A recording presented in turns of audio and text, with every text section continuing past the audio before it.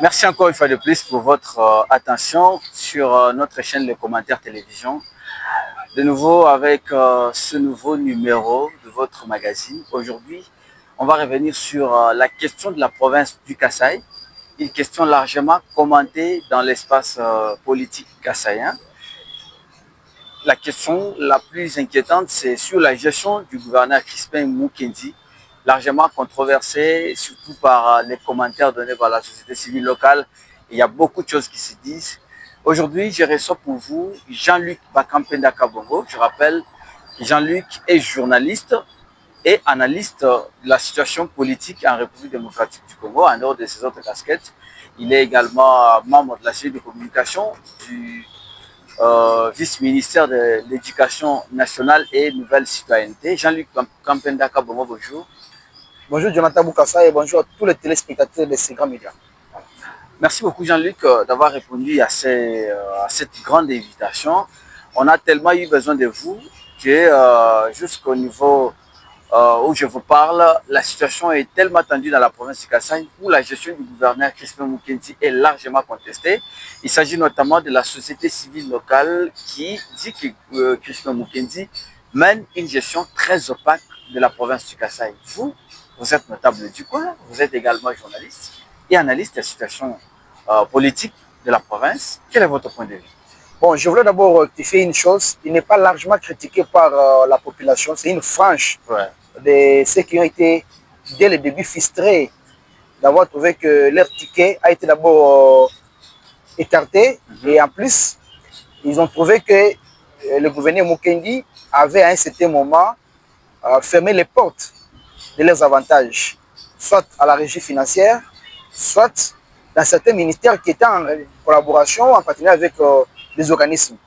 Là, j'ai fait allusion à la dernière sortie médiatique ratée de mon frère Alain Kachamamouana, qui, quand vous le suivez du début jusqu'à la fin, vous comprenez que c'est quelqu'un qui se défoule, qui étale à la face du monde sa colère sur la gestion du gouverneur. Mais sa colère qui, lorsqu'il parle, vous comprenez qu'il veut nuire gratuitement à un gestionnaire de la province. Il veut nuire gratuitement à quelqu'un, mais en train de rechercher de gauche à droite les éléments. Donc c'est pour dire que le gouverneur Mukendi est critiqué, ou sa gestion est critiquée par une frange de la population. Soit ils sont frustrés par rapport à ce que je venais de dire, soit ils le disent, parce que la politique, et nous connaissons déjà depuis plusieurs années chez nous au Congo, insulter ceux qui dirigent, parlant mal de ses autorités, estimer et dire clairement qu'ils ne travaillent pas et attendre à ce qu'on les sollicite pour venir intégrer dans le gouvernement. Mais à l'entendre parler, Jean-Luc Alain Kachama, comme vous l'avez évoqué,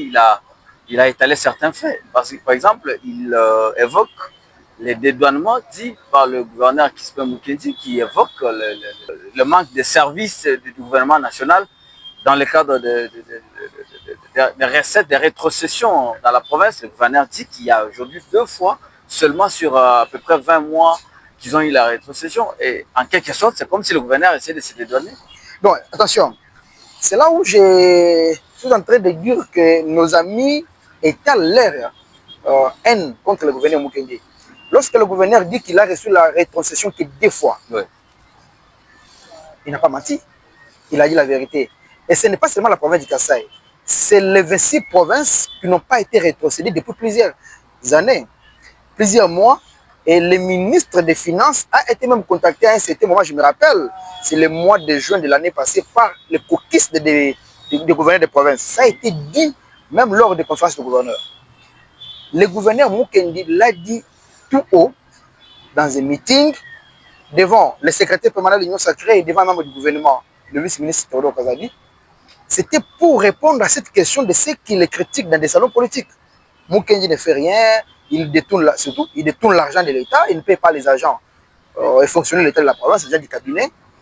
Ce qu'il a déclaré, c'est une façon de dire à la population que je ne paye pas les agents de la province, pas par manque de volonté, c'est parce que Kinshasa ne me rétrocède pas. C'est parce que je n'ai pas l'argent pour payer ces agents de l'État, c'est parce que Kinshasa ne nous envoie pas de moyens. C'est aussi un message de rappel au ministère des Finances et budget au niveau national pour leur dire qu'au Kasaï, différemment de d'autres provinces, sans la rétrocession, nous ne pouvons pas payer les agents de l'État. Mais vous estimez que cette situation, comme vous évoquez dans les 26 provinces, est-ce que vous avez eu à vérifier en tant que journaliste que les 26 provinces réellement ne payent pas leurs membres de cabinet? Ou presque, hein, presque dans beaucoup de provinces. On peut seulement excepter la province de Kinshasa, la province de Kinshasa et la province de Haut-Katanga chez Haut-Katanga, donc l'espace Grand Katanga, chez Fifi Masuka, Kaboul et consorts, parce qu'ils ont des minéraux, parce qu'ils ont des revenus que nous n'avons pas au Kasaï. Je vous donne un exemple. La direction générale des recettes du Kasaï mobilise combien par mois?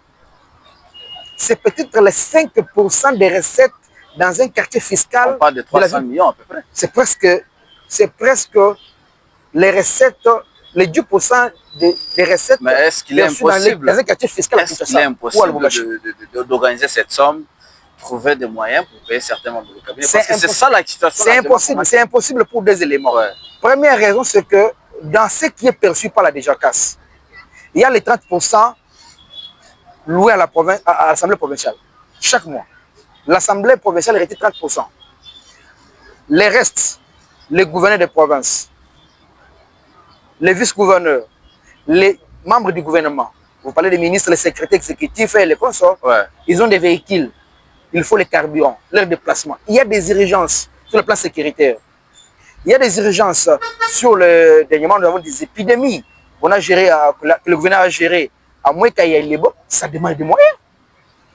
Et lorsque vous prenez ce que le gouvernement dépense pour répondre à toutes ces urgences et urgences, le reste ne permet pas à payer ne fût-ce que les gens du cabinet du gouverneur seul.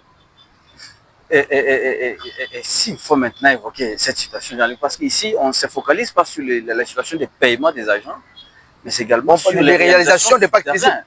Voilà.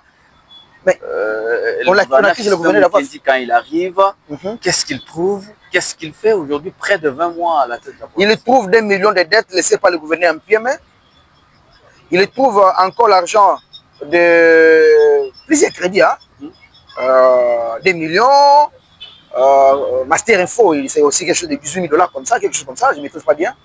Il trouve aussi que l'Assemblée provinciale exige à l'exécutif de lui doter le moyen de fonctionnement à la fin de chaque mois dans les pays qu'on perçoit à la DGCAS. Il trouve qu'à la DGCAS, il y a déjà un pléthore des agents engagés et recommandés par les politiques. Et ces gens qui ne font presque rien. Il trouve que ceux qui les critiquent, les membres de la société civile, les hauts fonctionnaires de l'État, les dignitaires, tous les commerçants, ils ne payent pas les droits dus à la province, taxes et impôts. Je donne l'exemple de la société civile, parce qu'on a parlé d'Alain Kachama. Pose-lui la question, s'il s'acquitte régulièrement des obligations face à l'État, il a des motos, il a des maisons, est-ce qu'il paie les taxes et les impôts? Je ne pense pas, parce que je connais bien Alain Kachama. Je ne pense pas. Alors, les gouverneurs auront l'argent où pour mettre en application sa politique. Le gouverneur Mukendi a montré sa volonté. Avez-vous des preuves qu'Alain Kachama ne paie pas des impôts pour s'il le paye, il peut nous montrer des preuves. S'il le paye, il peut nous montrer des preuves. Ne fût-ce que des preuves de revenus locatifs ou impôts fonciers, il peut le montrer. À son arrivée à la tête de la province du Kasaï, le gouverneur a manifesté la volonté de bien faire. Rappelez-vous qu'il y a des travaux qui ont été amorcés dans plusieurs avenues et mais les travaux sont bloqués parce qu'il n'y a pas de moyens. On va les faire avec quoi? Et finalement, c'est ça le discours qui sera porté à la fin du mandat. Non, ça n'ira pas jusqu'à la fin du mandat parce que nous venons de l'apprendre. Toi comme moi, par la mise de la cellule de communication du gouverneur, que d'ici quelques jours, on va lancer les travaux du pont Lunyeka et la route Kabeleke-Dijiba par le gouvernement provincial, et les ponts modulaires qui, il y a déjà maintenant, tu ne pas parce qu'il n'est pas le vice-ministre de l'Éducation, Théodore Kazaï avec ses propres fonds. Et au-delà de ça, le gouverneur de province, nous l'avons appris, travaille pour que Kinshasa finance certains chantiers des pactes visibles.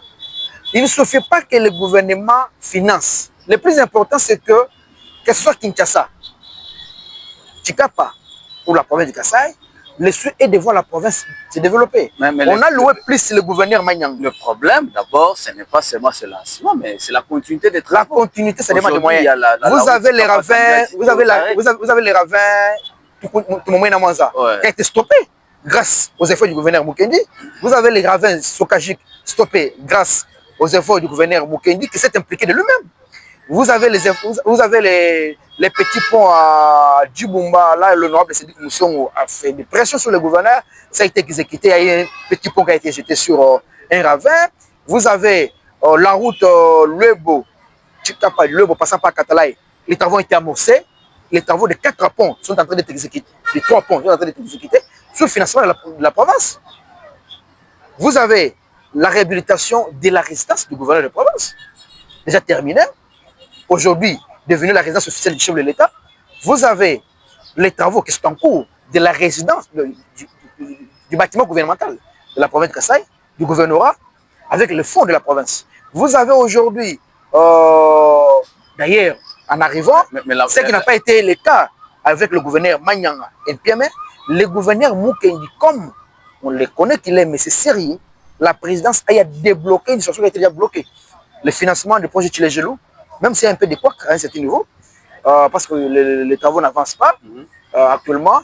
Vous avez aussi quelques kilomètres de route par la société Safrimex. Et ça montre que le gouvernement a la volonté. Les plus importants, la majorité de ces projets n'avancent pas parce que Jonathan Boukassa ne paye pas les taxes et impôts à la province. Le gouvernement n'a pas de moyens, il voulait qu'il le fasse avec le miracle. Et ces projets dont vous évoquez ont été trouvés dans les tiroirs. Quels sont les projets personnels du gouverneur Crispin Mukendi? Les projets personnels, c'est les travaux les travaux terminés de la résidence du gouverneur, le gouvernorat de la province. Vous avez aujourd'hui les remblayages de quelques ravins. Quelques ravins et quelques ponts qui sont en pleine exécution du côté Lebo. Et après la construction du pont de Lieka et tout, on finira justement par là. Il n'y aura rien à dire. Non, je ne suis pas le porte-parole du gouverneur Mukendi. Je ne suis pas son charcom, mais en le voyant, le connaissant, parce que j'ai dit avec lui à l'époque, il était conseiller du chef de l'État en matière de mines.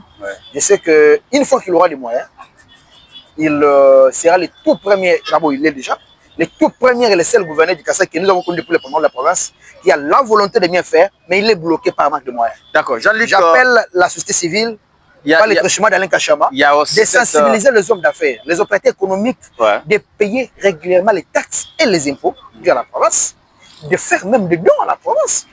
Comme ça, on verra, on va juger le gouverneur sur base de ce qu'on va lui donner comme moyen. Vous ne donnez rien à quelqu'un. Vous ne mettez pas à sa disposition ce que vous devez donner en termes de droit et de redevabilité. Mais vous l'exigez quelque chose. C'est l'ignorance qu'on est à la fin du monde. Merci beaucoup, Jean-Luc. Il y a également cette, toujours dans la même optique, la société civile locale, que certains essaient de douter, disent qu'il s'agit d'un groupe de politiciens, dit que la mauvaise gestion de la province, également sur le dos du vice-ministre de l'Éducation nationale actuellement, Théodore Kazadi-Moïla, et du ministre des Pêches et Élevage, Jean-Pierre Timangabwana, ils doivent être ceux-là qui participent à la mégestion de la province du Kasaï. Je ne sais pas à quel niveau, mais qu'est-ce que vous en pensez? C'est lui qui l'a dit, a étalé encore son ignorance. Et je ne réponds jamais à des bêtises pareilles, à des choses ridicules comme ceci. Comment vous évoquez question de bêtises? C'est une question de bêtises, c'est de ridicule, c'est parce que... Il faut retirer, c'est pas une bêtise, c'était juste un point de vue. Non, c'est une bêtise. Un point de vue mal cadré. Un point de vue mal cadré. Comment un ministre national peut empêcher un gouvernement de retirer d'abord, c'est pas une bêtise. Non, bon, même si je retire, voilà. Mais écoutez, c'est impossible. Ça s'explique comment? Non, mais les deux ministres sont inclus dans la gestion de... Vous n'avez qu'apporter un point de vue. Non, c'est à celui qui confirme des bêtises pareilles, devenu nous montrer des éléments de preuve. Pas quel mécanisme, pas quelle lettre, pas quel arrêté, pas quelle correspondance. Parlons d'abord de Théodore Kazadi. Donc je me dis que Théodore est inclus dans la gestion parce que, par exemple, on estime que le fait que le ministre Théodore Kazadi soit vu à plusieurs reprises à côté de Crispin Mukendi, il pourrait peut-être se transformer en un conseiller pour lui dire voilà comment tu peux gérer la province. Et aujourd'hui qu'on le voit avec lui chaque fois et la province est mal gérée, voilà pourquoi. Il y a les membres de la société civile et certains politiques qui sont tout le temps avec le gouverneur de province. Ouais. On va dire, si, moi je peux conclure, si on estime que le gouverneur est tenu en erreur par tous ceux qui le côtoient régulièrement, on va prendre et la société civile qui vient demander régulièrement l'argent chez le gouverneur, et les communautés de base, comme on le dit souvent, et les politiques. Mais pour répondre à ta question, Théodore Kazadi-Moïla, vice-ministre de l'Éducation nationale, il va s'ingérer dans la gestion de la province par quel mécanisme? C'est là que je ne comprends pas. Même un gamin de moins de 18 ans, je ne peux pas comprendre. Il y a une maman qui m'a posé la question ce jour-là. Il dit, Nayo qui m'a lobby que vice-ministre, il y a une sa province, ministre Chimanga. La maman me pose encore la question, mais je ne comprends pas, c'est pas quel mécanisme. Donc si je comprends bien, il y a des informations, ça me dépasse. Non, mais donc je ne vois pas par quel mécanisme, le vice-ministre peut bloquer le gouverneur de province dans sa gestion. Je ne vois pas par quel mécanisme. Que c'est nous qui l'a dit, nous explique. Peut-être dans le cas de la communauté, parce qu'ils viennent tous de la même communauté. Non, attention. Peut-être au 21e siècle. C'est ça, c'est bien aussi ridicule. Voilà. Au 21e siècle, c'est de la bassesse qu'un scientifique, entre guillemets, un ancien président de la société civile devenu opposant, devenu politique dans l'opposition du régime Tshisekedi, et confirme des choses pareilles. Il n'est pas de l'opposition, il était membre de la DTC, le parti de Théodore Kazadi-Moïla. Il était membre. On dirait. Il était membre. Il était membre. Non, attends. Il était membre. C'était la DTC? Il était candidat. C'est un candidat malheureux sur la liste de la DTC. Alors, c'est un candidat malheureux sur la liste de la DTC. C'est un candidat malheureux sur la liste de la DTC. Et pourtant, la DTC n'a jamais été parti opposant. Non, mais j'ai dit, tu l'as dit, il était membre, il n'est pas encore. Il était membre de la DTC. Et là, c'est une parenthèse que j'ouvre. Aujourd'hui, c'est une parenthèse que j'ouvre. Je voudrais peut-être qu'il réponde à la question. Aujourd'hui, Alain Kachama n'a jamais, pas officiellement, je ne sais pas s'il a fait, signé son retour dans la société civile. Ah, voilà, c'est ce que j'allais dire. Il n'a jamais signé son retour dans la société civile. Comme il a quitté l'Union sacrée, on suppose. Il a quitté l'Union sacrée. Mais il n'est pas membre de la DTC. Il n'est pas membre d'aucun parti politique. Cela ne signifie pas qu'il n'est pas. Il est opposant au régime. Non, il est opposant au régime à l'entendre parler. Il peut être opposant à la gestion du gouverneur Kispen, mais pas opposant du régime. Bon, s'il n'est pas opposant du régime Tshisekedi, il est opposant du régime provincial du Kasaï, du maître Crispin Mukendi, et là, carrément, il n'est pas de l'Union sacrée. Quand il n'est pas de l'Union sacrée, il n'est pas de la société civile, il est politique. Non, mais on a donné un membre de l'Union sacrée qui s'est opposé à la gestion de Crispin Mukendi. Bon, loin de répondre à la question liée à Dona Mwamba, parce que c'est des choses qui me dépassent aussi. Alors, je ne comprends pas comment Dona... Alors, moi, je voudrais que vous apportiez un élément de réponse très concret que la population doit... D'abord, de Théodore Kazadi-Moïla. Vous dédouanez Théodore, vous dites qu'il n'est pas inclus. De loin ou de près, il n'est pas impliqué dans la gestion de la province. Il ne rêve même pas s'ingérer dans la gestion de la province parce qu'il est membre du gouvernement national et que Théodore Kazadi-Moïla, tout en étant membre du gouvernement national et fils du Kasaï, n'oubliez pas qu'il est député national élu du territoire de Chikapa. Son plus grand souci est de voir que la ville et le territoire de Chikapa, l'ensemble de la province, se développe. Et voilà pourquoi vous le voyez tous les jours, tout en étant membre du gouvernement, faire des lobbying dans tous les salons politiques. Et il visite les cabinets de ses collègues tous les jours. Aujourd'hui, il était avec certains membres du gouvernement et les entendants. Il a vu le ministre des Finances, il a vu dernièrement le ministre des Travaux publics, il a vu le ministre du développement rural. C'est pour trouver solution à certaines préoccupations liées au développement de la province de Kasaï. Et M. Paris, comment il peut bloquer la gestion de la province? Comment il peut bloquer le gouvernement? Je ne vous poserai pas la question pour le ministre Jean-Pierre Tshimanga. Même pour le ministre Jean-Pierre Tshimanga, je ne pense pas que, même si je ne suis pas trop familier avec lui, je suis journaliste, je ne vois pas par quel mécanisme Jean-Pierre Tshimanga, ministre des Pêches, peut bloquer la province de Kasaï ou peut bloquer le gouvernement de la province. Il va le bloquer par quel mécanisme? Merci beaucoup, Jean-Luc. Le journaliste pose la question à Alain Kachama. Il peut venir dans cette émission qui nous prouve par quel mécanisme, par quel moyen le vice-ministre qui l'accuse bloque le développement de la province. Et là, je suis très sérieux avec moi. Nous mettons en garde de faire les déclarations parce que ça puisse les faire et ça risque d'allumer les faits dans la province. Des déclarations gratuites qui touchent à la dignité, à l'honneur, non seulement des autorités de la province, mais aussi à ces membres du gouvernement que nous avons, les deux que nous avons. Et vous pensez en définitive que ce qui a motivé Alain Kachama, ça peut être quoi? La frustration. Par rapport à quoi? Par rapport, d'abord, c'est un candidat malheureux. Vous voyez tous ceux qui ont perdu les élections, ils pensent qu'en perdant les élections, un candidat malheureux aux élections. Non, mais c'est pas tout le monde qui a perdu aux élections. Non, mais il y a ceux qui ont perdu. Il y a ceux qui ont perdu aux élections parce qu'ils n'ont pas, leur parti n'a pas répondu au seuil. Ouais. Mais il y a ceux qui ont perdu aux élections parce qu'ils n'ont pas été élus par la population. Est-ce qu'Alain Kachama a été réellement élu? Il avait combien de voix? Ce n'est pas la CENI. Non, moi je ne suis pas la CENI, mais je pose la question à la. Vous savez, Alain Kachama, c'est un grand frère, c'est un frère. Oui. Vous le savez, mais je pose la question, je ne sais pas s'il a eu combien de voix, qu'il nous dise. Parce que tout ce qu'il dit, ça comme réponse, la frustration contre le gouvernement, la frustration contre la gestion de la province. Donc, ça ne s'explique pas. J'estime que s'il était approché par le gouverneur Kispan, il serait d'accord avec lui. Totalement. Jean-Luc Bakampenda. Si ce n'est pas la frustration, c'est la haine. Merci beaucoup pour votre respect de cette invitation. Merci également à tous ceux qui ont suivi cette émission.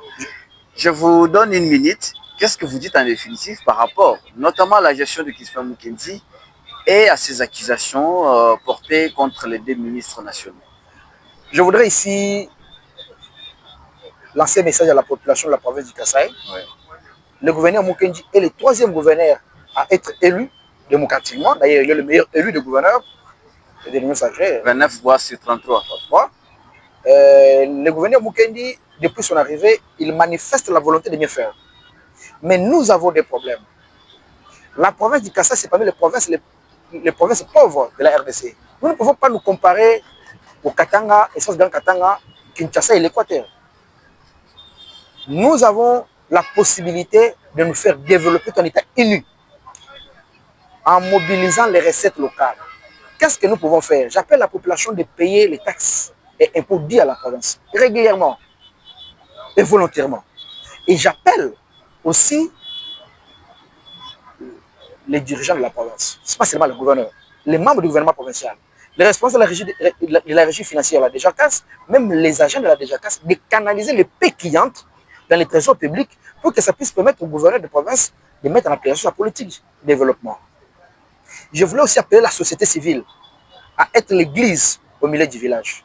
Là, j'ai fait allusion à mon vieux Alain Kachama, que je respecte beaucoup, par rapport à son expérience dans la société civile, par rapport à... Donc, vous doutez en même temps la qualité de société civile? J'ai dit que par rapport à son expérience en tant qu'un ancien membre de la société civile, oui. Et j'appelle aussi les structures de la société civile d'œuvrer pour la paix, pour l'unité. Je propose à la société civile d'amener leurs suggestions, d'amener leurs propositions dans un cahier de charges au gouverneur des provinces. Ouais, ça, c'est sérieux. Et s'ils le font, donner aussi un temps au gouverneur pour voir s'il va le faire ou pas. À la place de faire des sorties médiatiques ratées qui étalent la haine et la jalousie à l'endroit du gouverneur Kispan Mukendi. Merci beaucoup, Jean-Luc. Et au gouverneur des provinces, c'est suffisant. Au gouverneur des provinces, oui, d'être un rassembleur. Merci, Jean-Luc. Merci à tous ceux qui ont suivi. J'espère que toi et moi, on va se voir dans un nouveau numéro. Dans un nouveau numéro, parce qu'on va parler de l'OCC. L'OCC, ouais. Ça, il faut que l'on dise aux téléspectateurs que le next numéro, c'est pour l'OCC. Jean-Luc, merci beaucoup pour... Merci le commentaire. Voilà. Merci, merci d'avoir suivi. Nous sommes les commentaires, la première chaîne de la province, la première chaîne professionnelle de la province. C'est la province du Kasaï. Et c'est comme ça que nous pouvons développer la province. J'appelle aussi aux politiques et aux hommes d'affaires. Ouais. J'appelle à tous ceux qui ont besoin de voir la province du Kasaï se développer dans n'importe quel domaine, ouais, d'apporter leur soutien, leur pierre de construction, ouais, dans ces grands médias et à ces grands journalistes de notre Mukasa qui, même si on ne le dit pas tout haut, ils le disent dans leur salon, c'est les premiers à avoir vendu une bonne image de la presse au niveau national avec son média. Merci beaucoup.